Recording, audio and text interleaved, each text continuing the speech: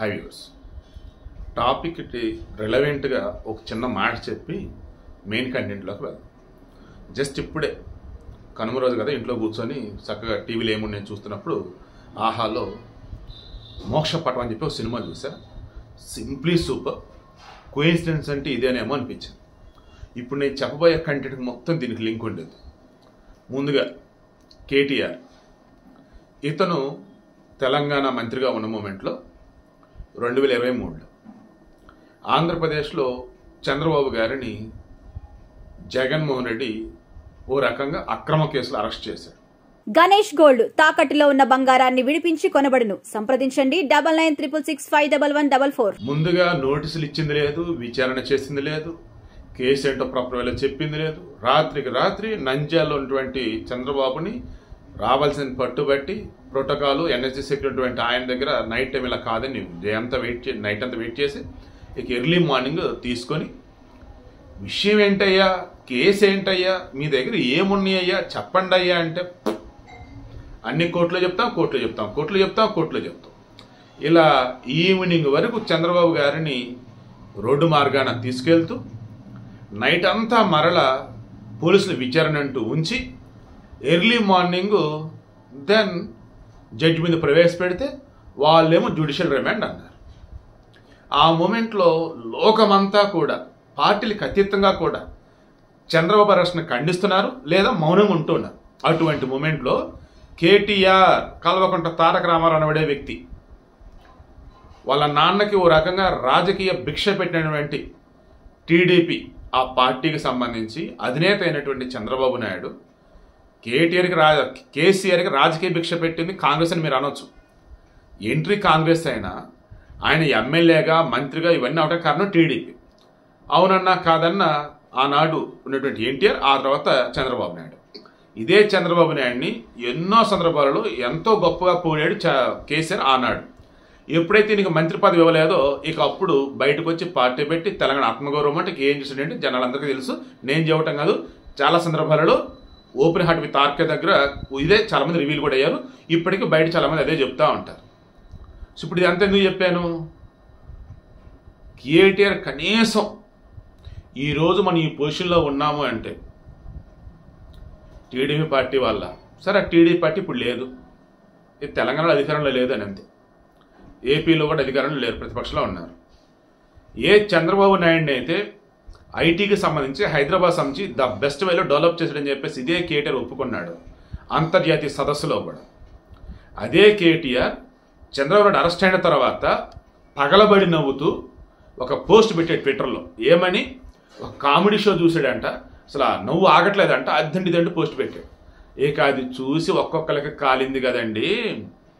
ఎంత ఫ్రస్ట్రేషను, ఎంత కోపంలోకి వెళ్ళిపోయారంటే తెలంగాణ ఉన్నటువంటి టీడీపీ అభిమానులు కాదు, చంద్రబాబు అభిమానులు కూడా కాదు, ఎవరైతే సాఫ్ట్వేర్ ఉద్యోగాల్లో ఉన్నారో వాళ్ళు కానీ, కేటీఆర్ని అభిమానించిన కొంతమంది కానీ, అసలు ఏంటి అసలు ఈ మనిషి, చంద్రబాబు నాయుడు గారి వయసు ఎంత, సరే నిజంగానే కేసు పెట్టారు అనుకుందాం, అసలు కేసు ఏంటి, ఎక్కడన్నా ఎవరి మీద అన్నా ఒక కేసు నమోదు చేస్తే వాళ్ళకి ముందుగా నోటీసులు ఇస్తారు, కనీసం కొంత టైం ఇస్తారు.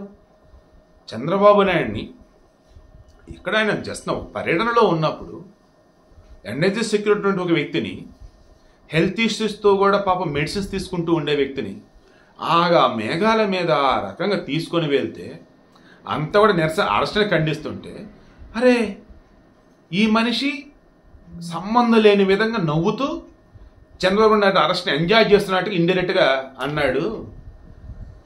సరే చూద్దాం కానీ, దేవుడు అనేవాడు ఉన్నాడు కదా, చూస్తూ ఊరుకోడు.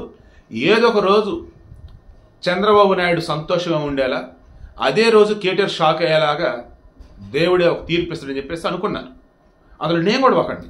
కానీ ఈ రేంజ్లో కోయిన్సిడెన్స్ అని చెప్పేసి నేను అసలు అనుకోవాలి. ఏంటంటే ఈ కోయిన్సిడెన్స్, ఈరోజు సుప్రీంకోర్టులో ద్విసభ్య ధర్మాసనం చంద్రబాబు గారికి సంబంధించి జస్టిస్ ఎం బేలా త్రివేది, తర్వాత జస్టిస్ ప్రసన్న, సో వీళ్ళకి ముందు చంద్రబాబు నాయుడుకి సంబంధించి స్కిల్ కేసుకు సంబంధించి గతంలో బెయిల్ ఇచ్చింది. ఏది, ఏపీ హైకోర్టు. ఆనాడు జగన్మోహన్ రెడ్డి గవర్నమెంట్ వీళ్ళు ఏం చేశారు, సుప్రీంకోర్టుకు వచ్చారు, బెయిల్ ఇచ్చారు కదా దాన్ని రద్దు చేయండి అని. అది ఈరోజు వచ్చింది. వాళ్ళు మొత్తం చూసి ఏమేమి ఎవిడెన్స్ ఉన్నాయి ఏంటి అని చెప్పేసి చూసిన తర్వాత కదా హైకోర్టు వచ్చేసి బెయిల్ ఇచ్చింది. అండ్ మోర్ ఓవర్ ఆల్రెడీ అందులో ఏసీబీ ఛార్జ్షీట్ కూడా ఇచ్చేసింది. ఛార్జ్షీట్ ఆల్రెడీ దాఖలు చేసింది. ఛార్జ్షీట్ దాఖలు చేసింది అండ్ విచారణకు సహకరించాడు. ఇక ఈయన బెయిల్ ఎందుకు క్యాన్సిల్ చేయాలి, అవసరం లేదని చెప్పేసి ఆ పిటిషన్ తీసి అవతల పడేసింది. ఆనాడు జగన్మోహన్ రెడ్డి గవర్నమెంట్ వేసిన పిటిషన్ ఏమని, చంద్రబాబు నాయుడికి స్కిల్ కేసులో బెయిల్ ఇచ్చారు కదా, వద్దు బెయిల్ రద్దు చేయండి అని. హైకోర్టు తీర్పుని సమర్థిస్తూ అన్ని కరెక్ట్గా ఉన్నాయి, బెయిల్ ఎందుకు రద్దు చేయాలి, అవసరం లేదు అని చెప్పేసి కొట్టేసి. సో భారీ రిలీఫ్ అన్నట్టు, భారీ రిలీఫ్ కూడా అవసరం, చిన్న లాజిక్ చాలు. ఛార్జ్షీట్ ఆల్రెడీ వేశారు, విచారణ సహకరిస్తాడు, ఇంకా బెయిల్ ఎందుకు క్యాన్సిల్ చేయాలి, ఇంత చిన్న లాజిక్ తెలియకుండా ఎలా వచ్చారు బాబు కోర్టుకు అని చెప్పేసి ఎవరికైనా అర్థమైంది. సో కోర్టు సింపుల్గా దాన్ని కొట్టి పడేసి ఇదే ధర్మాసనం ముందుకి ఏ లొట్టపీసి కేసు ఇదని చెప్పేసి కేటీఆర్ అన్నాడు. ఆ లొట్టపీసి కేసుకు సంబంధించి బాబు కొట్టండి అంటూ హైకోర్టులో క్వాష్ పిటిషన్ పెట్టినాడు. హైకోర్టు వచ్చేసి ఏమంది, ఆ రోజు మీరు మంత్రిగా ఉన్నారు అండ్ మోర్ ఓవర్ ఇప్పుడు పోలీసులు ఏదైతే సబ్మిట్ చేశారు ఏసీబీ వాళ్ళు ఈ ఫార్ములా కార్డుకు సంబంధించి ఎలక్షన్ కూడా అమల్లో ఉండగా foreign exchange management act FEMA నిబంధనలు మీరు వైలేట్ చేస్తూ ఎలక్షన్ కార్పొరేషన్ ఆఫ్ ఇండియా, మన ఎలక్షన్ కమిషన్ ఆఫ్ ఇండియా ఈసీఐకి చెప్పకుండా అండ్ వేరే దేశానికి వాళ్ళ కరెన్సీ మీరు పంపుతున్నప్పుడు, ఫారెన్ కరెన్సీ పంపుతున్నప్పుడు as per RBI reserve bank of India మీరు అది కన్వే చేయాలి, ఆర్బీఐకి కన్వే చేయలా, తప్పు చేశారు. అండ్ ఆ మూమెంట్లో ఆర్బీఐ వచ్చేసి ఏం చేసింది, 8 కోట్ల ఫైన్ వేసింది, ఫైన్ కూడా కట్టారు. అంటే తప్పు జరిగిందని ఒప్పుకున్నారు, ఫైన్ కూడా కట్టారు. ఎన్నికలు అమల్లో ఉంది, ఎన్నికల కమిషన్ చెప్పిందిలా అన్నిటికి సంబంధించి ఇంత మొత్తంలో 55 కోట్ల సమ్మెతో అది ఏది ఫార్ములా ఈ రేసుకు సంబంధించేసి ఎఫ్ఐ కంపెనీ తనకి చెల్లించింది లండన్ బేస్డ్. వీళ్ళకి ఇస్తున్నప్పుడు అంత అమౌంట్ మంత్రిమండలి ఆమోదం పొందాలి అండ్ ఆర్థిక మంత్రిత్వ శాఖ ఆమోదం పొందాలి, ఏమీ లేవు. ఆయన చెప్పాడు ఆనాడు ఉన్నటువంటి అరవింద్ కుమార్ అనుకుంటా ఫైనాన్స్ మినిస్ట్రీకి సెక్రటరీ అతను కానీ ఈ హెచ్ఎండిఏకి సంబంధించేసి బిఎస్ఎన్ రెడ్డా హెచ్ఎండిఎస్ చీఫ్ ఇంజనీర్గా ఉన్నాడు ఆయన కానీ వీళ్ళంతా కూడా మన ఆల్రెడీ స్టేట్మెంట్లు ఇచ్చేస్తున్నారు. అవన్నీ ఆల్రెడీ కోర్టుకు సబ్మిట్ చేశాను. హైకోర్టు ఏం చేసింది, అన్ని క్లియర్గా ఉన్నాయ్యా, విచారణ ఎదుర్కో, కేసు కొట్టేమంటావు ఏంటి అని చెప్పేసి క్వాష్ అలో చేయాలి. మరలా ఇదే కేటీఆర్ ఇదే లొట్టపీస్ కేసు. మీకు లొట్టపీస్ అంటే తెలుసా, దానివల్ల చాలా ఉపయోగాలు ఉంటాయి. మా ఊర్లో చెరువు ఉండేది, చిన్న చెరువు అని అంటారు. ఆ చెరువు ఎడ్జెస్లో పెరుగుతుంది అన్నమాట, రబ్బర్ చెట్లు అంటాం మేము. దానివల్ల చాలా ఉపయోగాలు ఉంటాయి, తర్వాత ఇప్పుడు మాట్లాడుకుందాం. సో ఇప్పుడు విషయం ఏంటి, ఆ లొట్టపీస్ కేసు కొట్టేయాలంటూ సుప్రీంకోర్టు సేమ్ అదే అంది. ఆల్రెడీ హైకోర్టు వచ్చేసి మీకు క్వాష్ అలో చేయలేదు. ఎందుకు, ఏసీబీ వాళ్ళు మొత్తం సబ్మిట్ చేశారు, తప్పు ఎక్కడ జరిగింది, విచారణ ఎలా ఎదుర్కోవాలి, ఎవరు ఎదుర్కోవాలి అని. దాని సుప్రీంకోర్టు ఏమంది, హైకోర్టు చెప్పిన దాన్ని మేము జోక్యం చేసుకోలేము, మీరు విచారణ ఎదుర్కోవాల్సిందని చెప్పేసి అన్నారు. మరి ఏంటి, మరి మీరు క్వాష్ పిటిషన్ వేశారు, దాన్ని వెనక్కి తీసుకుంటారా మేము కొట్టేయాలన్నట్టుగా మాట్లాడున్నారు. లేదండి, మెయిన్ ఇక్కడ మేము అడుగుతున్నది ఏంటంటే, ఇప్పుడు అందులో చాలామంది ఇన్వాల్వ్ అయి ఉన్నారు. హెచ్ఎండిఏ ఉంది, హైదరాబాద్ మెట్రో డెవలప్మెంట్ అథారిటీ. అయితే ఇక్కడ కేవలం కేటీఆర్ని, ఆనాడు ఐఏఎస్ ఆఫీసర్ అరవింద్ని అండ్ ఈ హెచ్ఎండిఏ చీఫ్ ఇంజనీర్ ఉన్నారు కదా బిఎస్ఎన్ రెడ్డి, బిఎల్ఎన్ రెడ్డి ఎవరు, వీళ్ళ ముగ్గురునే ఇక్కడ పేర్కొన్నారండి, ఇది రాజకీయమైన ప్రేరేపిత కుట్రండి అదనేది అన్నారు. సరేనయ్యా, విచారణ చేస్తారు కదా అప్పుడు తెలిసింది దాన్ని అని చెప్పి సుప్రీంకోర్టు క్వాష్ని తీసి అవతల పడేసింది. అఫ్ కోర్స్ విచారణ ఎదుర్కొండి అన్నారు, సరే అయితే క్వాష్ బ్యాక్ తీసుకుంటాం అన్నారు. చూడండి మొత్తం ఎపిసోడ్లో ఎవరైతే మేమే తప్పు చేయాలా, we're ready to face anything, yes లీగల్గా వీ కెన్ ఫైట్ అన్న వేలో ఆనాడు చంద్రబాబు నాయుడు ఉన్నాడు, ఈరోజు ముఖ్యమంత్రి అయ్యాడు, అందరికీ శభాష్ అనిపించుకున్నాడు, బయట బిందాస్గా ఉన్నాడు. కేటీఆర్ మేమే తప్పు చేయలేదన్నాడు, లొట్టపీస్ కేసు అన్నాడు, ఏమైంది, విచారణ ఎదుర్కోవయ్యా, లొట్టపీస్ కేసు కదా అని చెప్పేసి కోర్టులు క్వాష్ పిటిషన్ అలౌ చేయాల.